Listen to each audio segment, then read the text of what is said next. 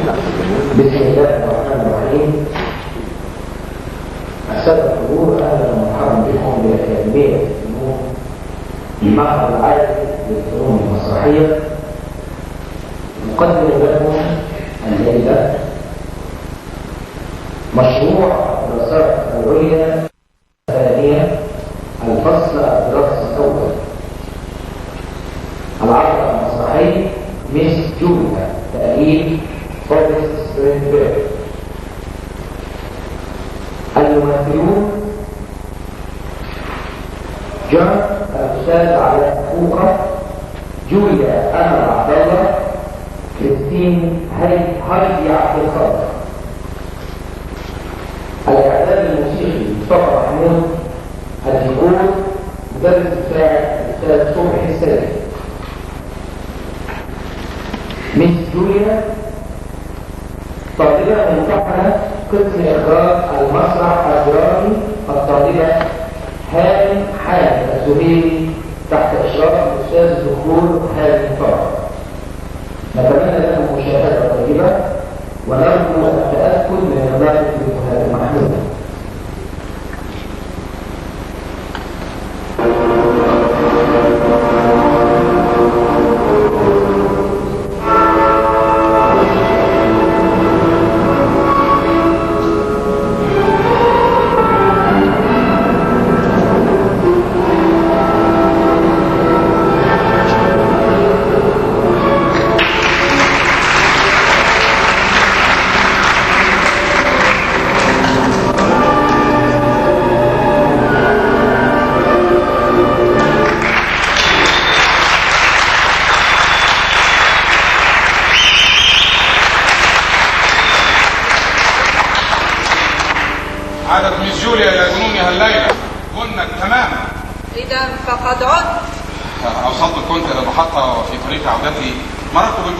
ألقيت نظرة ثم اشتركت في الرقص. كانت هناك ميس جوليا تقود الراقصين مع حارس الصيد، وبمجرد أن رأتني صرعت وطلبت مني أن أرقص منها فالس السيدات. وكذا خلاص.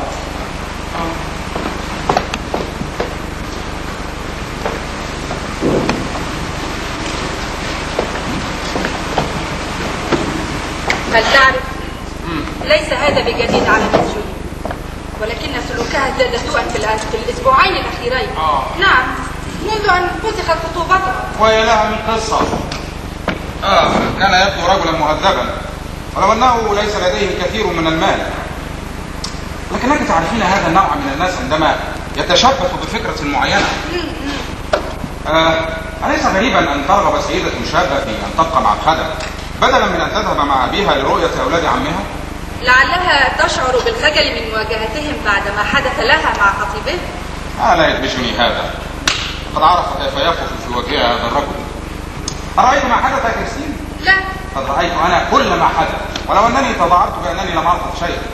ماذا تقول؟ رأيت ما حدث؟ نعم، كان في الاسطبل، وكانت تقوم بتدريب على حد قولها. فتدريب كانت تجعله يقفز فوق صوتها كما لو كانت تدرب كلبا على القفز. رأيت الرجل يقفز مرتين، وفي كل مرة كانت تلسعه بصوتها، وفي المرة الثالثة انتزعه من يدها وحطمه ثم رحل. هل فعل ذلك حقا؟ طبعا، وكانت هذه هي النهاية. غريب. هل لديك شيء أقوله يا كريستين؟ أنا في شدة الجوع. طبعا. هذا عينك.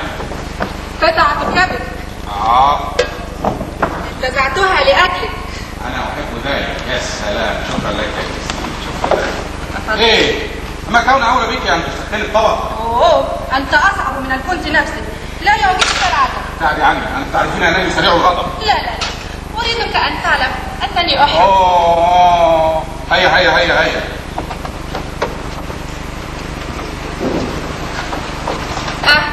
ما هذا؟ بيرة؟ بيرة لحين الصيف. لا خدين. شكرا. أستطيع أن آتي بما هو أفضل. عادي. هذا ذهبي. اديني كاس نبيذ بالطبع. أنا سأشربه صافيا. كان الله في عون من تتخذ كزوج. ما رأيت في حياتي رجلا بمثلك أنجحك. يا سلام، كلام فارغ. ستكونين مسرورة جدا لو استطعت أن تلاقيني. بل أنت مسرورة بالفعل، لأنهم يعرفون أنك محبوبة شاب لطيف مثلي. يا سلام.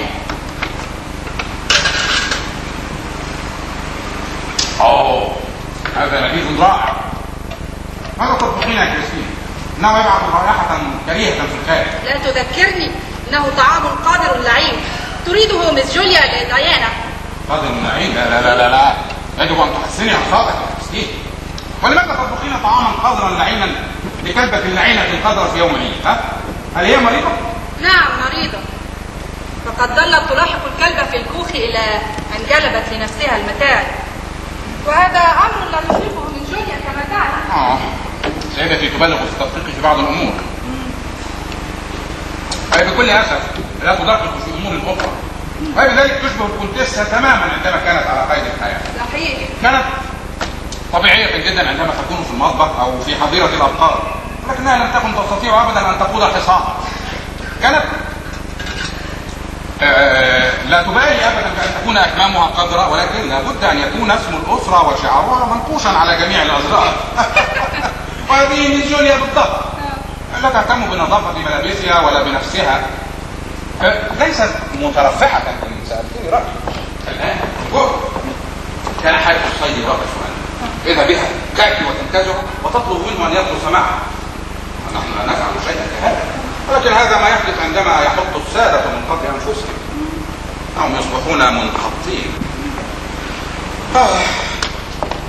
ومع ذلك هي جميلة، جميلة الوجه، جميلة كتفان جميلتان وأشياء أخرى، ولكنها ليست جميلة إلى هذا الحد. أنتن أيتها النساء دائما كلكن غيورات.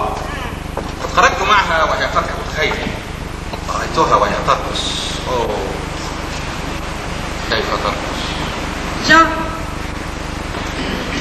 نعم. هل ترقص معي بعد أن أنتهي من هذا؟ حسنا، طيب. تعدني؟ إذا قلت أنني سأفعل شيئا فعلت. شكرا لك على العشاء، كان شهيا.